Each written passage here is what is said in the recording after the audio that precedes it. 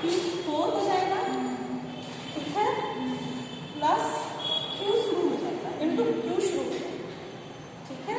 फिर उसके बाद इन दोनों से मल्टीप्लाई करके, अब अगला वाला क्या है, इन दोनों से मल्टीप्लाई करके और दूसरे नंबर पे है तो इन दोनों को मल्टीप्लाई करके 2 से डिवीजन करके तो क्या हो जाएगा 10, ठीक है। कैसे हुआ 5 डिवाइडेड बाय 2, ठीक है।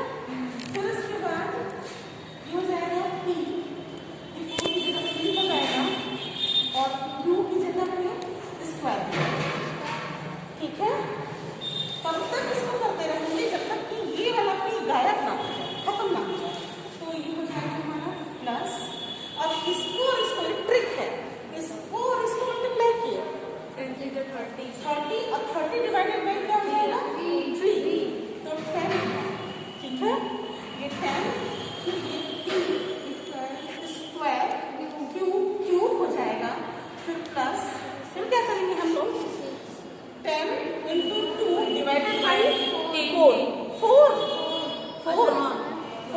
क्या हो जाएगा 5 p q to the power 4, फिर क्या हो जाएगा प्लस में बच्चों क्यू 5,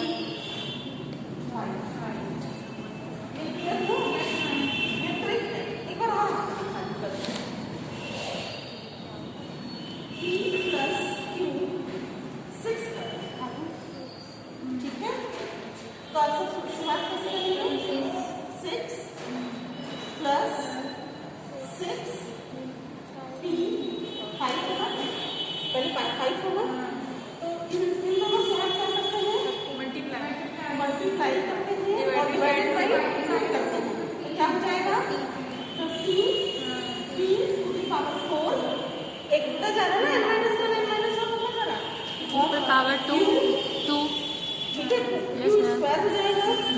इन दोनों का आप मल्टीप्लाई कीजिएगा, इन दोनों का मल्टीप्लाई कीजिए करके किससे भाग देंगे 3 से भाग देंगे, तो क्या हो जाएगा 20 p टू द पावर 3 और q 3, ठीक है।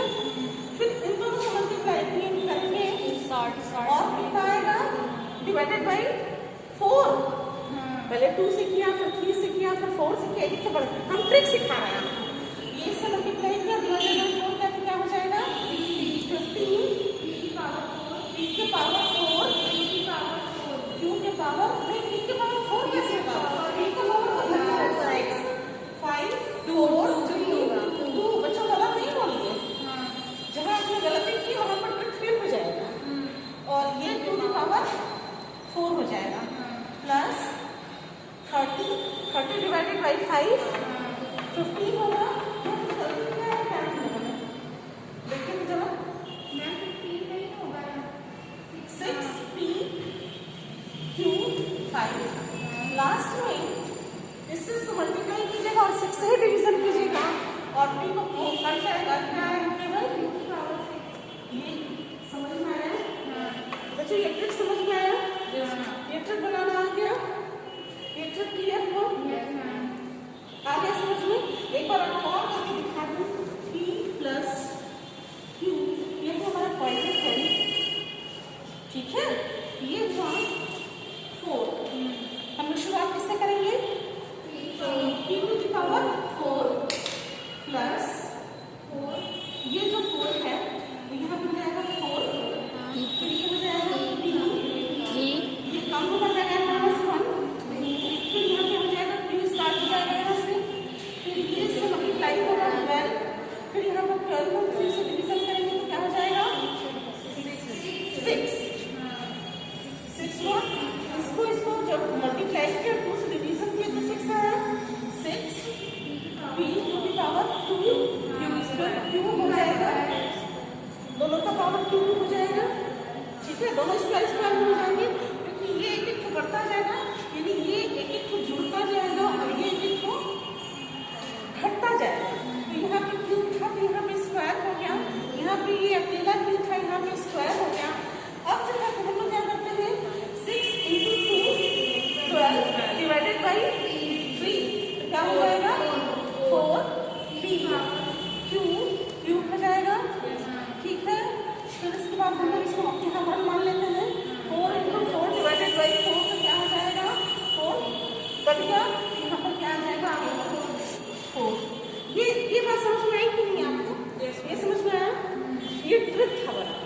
कैसे बनाया जाता है ये ट्रिक है।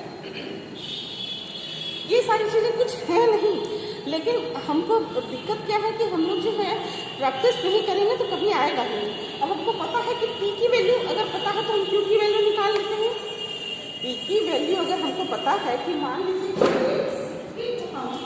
एक सिक्के को हम 1000 बार छालते हैं, हम एक सिक्के को 1000 बार छालते हैं तो 500 टाइम्स हेड आने की प्रोबेबिलिटी क्या है, हमको ये निकालना है। मान लीजिए या ऐसे एक क्वेश्चन दिया हुआ है आपकी बुक में कि एक घर में, एक गांव में 100 लोग रहते हैं, उस 100 में से हर घर में 3 व्यक्ति जो है वो वेजिटेरियन है, तो पूरे गांव की प्रोबेबिलिटी जो है वेजिटेरियन होने की प्रोबेबिलिटी क्या है। अगर इस तरीके से अगर हमको क्वेश्चन निकालना होगा तो हम ये मानेंगे कि हमारा जो घटना घट रही है पी की वैल्यू जो दी हुई है वो हाँ, तो जब पी की वैल्यू हाँ होती है तो क्यू की वैल्यू भी हाँ, ठीक है। अब जहाँ जहाँ पी और क्यू आएगा हम हाफ हाफ बढ़ते जाएंगे, या जब सिक्के को हम क्रॉस करते हैं तो हेड आएगा फिर टेल आएगा, तो हर जगह हाफ हाफ बढ़ते जाएंगे और जो वैल्यूज दी हुई है एन की वैल्यू जो दी हुई है वो हम रिड्यूस करते जाएंगे। ये जो पावर ऊपर दिखाई दे रहा है बच्चों, ये एन की वैल्यू है, ये एन है, याद रखिएगा। जो ये 5 है वो ये एन है, और यहाँ पर 4 कैसे हो गया क्योंकि यहाँ पर n-1 है, ठीक है। यहाँ पे कैसे हो गया n-2 है, और ये भी n है, ये n कैसे हो गया आपका, ये एक बार 1 हुआ दूसरी बार बढ़ता जाएगा क्योंकि प्लस भी होता जाता है n+1 n+1। ये था आपको, ये समझ में आ गया। नेक्स्ट टॉपिक है आपका calculation procedure of Poisson distribution. तो Poisson distribution is a discrete distribution in 1 2 3 अगर दिया हुआ है हमारा n 1 2 3 एग्जैक्टली 0 1 2 3 4 5 6 nth टर्म तक हमारा सक्सेस रेट दिया हुआ है। तो firstly we find out arithmetic mean of observe data which is denote as a mean. बच्चों जो हम लोग मीन निकालते थे, जो हमको डाटा दिया रहेगा सबसे पहले हम उसका मीन निकालेंगे, मीन इसको हम लोग m से डिनोट करते हैं, ठीक है। तो फॉर्मूला होता है then the value of e to the power n, e to the power minus n। इसका मतलब क्या है, e जो इसका मतलब ये हुआ, ये समझ में आया। जो हमको वैल्यूज दी होती हैं सबसे पहले हम उनका मीन निकाल लेते हैं। जब हम करने लगेंगे कि calculation procedure of Poisson distribution, तो दिया हुआ है कि poison distribution is a discrete distribution. तो 1 2 3 अगर हमको दिया हुआ है कि फिगर्स दिए हुए हैं, फर्स्ट स्टेप है step be taken to find out the probability of exactly 0 1 2 3 to the power 1 2 3 nth term तक हम ले जाते हैं, तो सक्सेस हमारा हुआ। फर्स्टली हम we find out arithmetic mean, हम जो दिया हुआ है डाटा दिया रहेगा उसे हम मीन निकाल लेंगे। मीन निकालना कॉमन बात है, कहीं कोई दिक्कत नहीं मीन निकालने में। मीन वो जो x बार है वो मीन की वैल्यू होती है, x बार को m के इक्विवेलेंट डिनोट करते हैं, ठीक है। फिर उसको आप देखिएगा आपकी बुक में भी दिया हुआ है which is denoted as m is equal to x bar, ठीक। अब फॉर्मूले में दिया होता है कि then the value of e to the power minus m, यानी कि e to the power minus x bar, mean को उसके पावर में ले लिया, is obtained. The value e is equal to, e की वैल्यू पहले से डिसाइडेड है, e की यही वैल्यू होती है, e की वैल्यू होती है e इज इक्वल टू 2.7183, ठीक है। It is the based of the natural system of logarithm. इसको बच्चों ऐसे भी लिख सकते हैं, ये ऐसे होता है 1/1 जो हम लोगों ने ये लिखा, ये 1/e to the power n हुआ। ये समझ में आया कहाँ से आया, ये समझ में नहीं आया कहाँ से आया। जो ये हमको दिया हुआ है वैल्यू, ये जो दिया हुआ है उसको हम ऐसे लिख सकते हैं 1/e to the power m लिख सकते हैं। और e की वैल्यू हमको दी हुई है, e की वैल्यू क्या दी हुई है, e की वैल्यू दी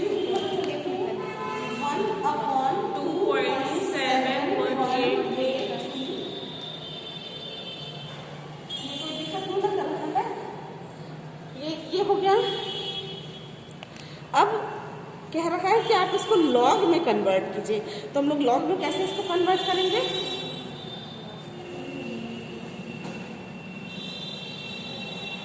ये हो जाएगा 1/AL। AL का मतलब बच्चे जानते हैं, एंटी लॉग लॉग 2.7183। और इसको हम लोग इंटू 3 लेंगे, तो हम लोग क्या करते हैं बच्चों, पावर जब चला जाता है जानते हैं क्या होता है?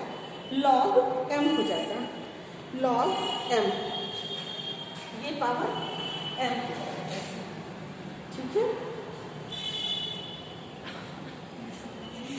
याद करिए कि जब हम लोग उसको यहाँ ले जाते हैं ऐसे होता है ना, ऐसे हो जाता है ना। वो बाद में निकालेंगे, पहले हम लोग लॉग की वैल्यू निकालते हैं। जो यहाँ पर लिखा है उसको हम ऊपर कंटिन्यू कर रहे हैं, यहाँ पे कर रहे हैं। तो लॉग 2.718 की वैल्यू में हम ये जो होगा 2 हमारा मंडिसा यहाँ पर 1 है, मंडिसा का मतलब m की वैल्यू, m की वैल्यू हमारी यहाँ पर 1 है। बच्चों मंडिसा क्लियर है ना? मंडिसा वो जो फॉर्मूला है n-1, तो नंबर ऑफ आइटम्स जो है यहाँ पर मंडिसा जो है वो 1 है। 1 में से 1 को घटाएंगे, हमेशा फॉर्मूला होता है n-1, ठीक है। तो मंडिसा का ऑलरेडी 1 दिया हुआ है और 1 में से 1 को घटाएंगे तो 0 हो जाएगा। क्या होगा यहाँ पर जब हम लिखने लगेंगे तो 0 पॉइंट याद आ रहा है, 0.433 प्लस करेंगे किसको? 8 डिफरेंस, ये डिफरेंस कितना है? 433 में 13 जोड़ देंगे तो ये हो जाएगा 3434। तो यहाँ पर वैल्यू हो जाएगी 4343, ठीक है।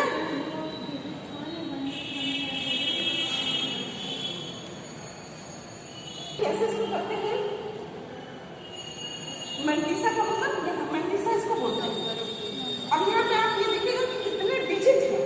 अगर मान लीजिए कि ये होता 2759 तो कितने डिजिट होते हैं? 4 डिजिट होते हैं। तो n की वैल्यू कितनी होती? 4 होती। और फॉर्मूला क्या होता है? n-1। तो हम लोगों का क्या हो जाता?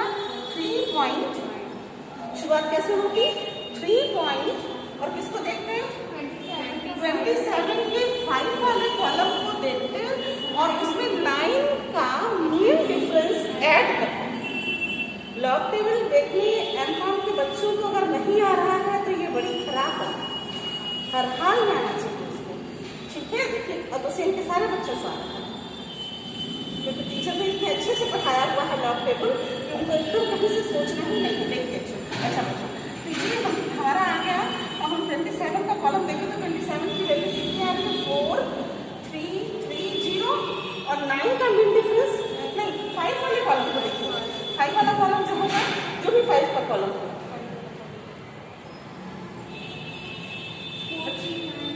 यहाँ पे 1 कर देना है, यहाँ पे 1 कर देना है। मान लीजिए हम तो खाली एक सपोज लिए कि ऐसा होगा, जब हम लोग वैल्यू निकालते हैं तो ऐसे मिलता है, ठीक है। ये आया, क्लियर है। नेक्स्ट इसके बाद हम करते क्या हैं कि हम लोगों को अब जो वैल्यू निकालनी है वो एंटी लॉग निकालना है। देखिए क्या हो जाएगा? After the probabilities 0, 1, 2, 3 and success are obtained by using the formula of Poisson, formula जो है पॉइसन का, e⁻m mx और x फैक्टोरियल, और इसको बोलते हैं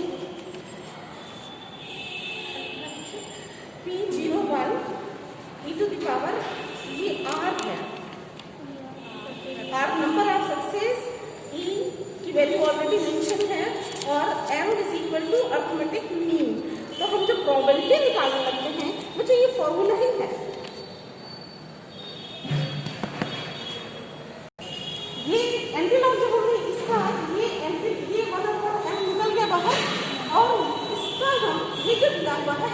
एंटी लॉग लेंगे। तो ये हमारा यहाँ पर क्या है, पॉइंट भी कंसिडरेबल होता है, यानी कि n मैंटिसा में 1 जुड़ जाएगा, यानी कि 1 हमारा मैंटिसा होगा। जब हम यहाँ से पॉइंट लगाने लगे लेफ्ट हैंड से, तो पॉइंट 2.718 वैल्यू होगी, जो डेड श्योर है, नॉट एनी चेंज, इसको कभी भी चेंज नहीं किया जा सकता है, और यही वैल्यू दी हुई है। m टू द पावर, जब m की वैल्यू 0 हो, कुछ भी नहीं होगा, तो ये आएगा। इसका हम लॉग टेबल निकालें, एंटी लॉग निकालें, लॉग टेबल फिर एंटी लॉग, तो हमारा जो लास्ट वैल्यू आ रहा है वो ये आएगा। और ये नेचुरल नंबर की तरह है, जैसे हमारा 2 = 4 आता है, 2 + 2 = 4 आता है, वैसे ही e to the power m का लॉग वैल्यू जो आती है, एंटी लॉग वैल्यू जो आती है, वो डेड श्योर है कि 2.718। ये पॉइजन की थ्योरी है, इसको हमें याद रखना पड़ेगा कि पॉइजन की थ्योरी में 1/m 2.718 वैल्यू आती है। ठीक है, नेक्स्ट ये दिया हुआ है, यही आया लास्ट में ना, वेयर एज, देखिए दिया हुआ है, वेयर एज x r 8, ये दिया है 2.718, ये 4 हो जाएगा, तो हम 4 वाले कॉलम में जाएंगे, देखेंगे, याद आ रहा है। इसी तरीके से ये बढ़ता जाता है, इसलिए बहुत टेंशन लेने की जरूरत। Radio manufacturing factory, average number of defective is 1 in 10 radio. ठीक है, find the probability of getting exactly 2 defective radio in a random sample of 10 radios. बच्चों 1 से 10 रेडियो में से 1 से 10 रेडियो हैं, उस रेडियो में से 2 कोई रैंडमली, कोई 2 जो है वो 10 में से कोई 2 जो है वो खराब है, डिफेक्टिव है। आपको दोनों तरीके से निकाल करके दिखाना है, बाइनोमियल डिस्ट्रीब्यूशन से भी दिखाना है और पॉइजन डिस्ट्रीब्यूशन से भी दिखाना है। इसको हम पूरा का पूरा न्यूमेरिकल लिखिए, जरा पलटो तो बच्चा।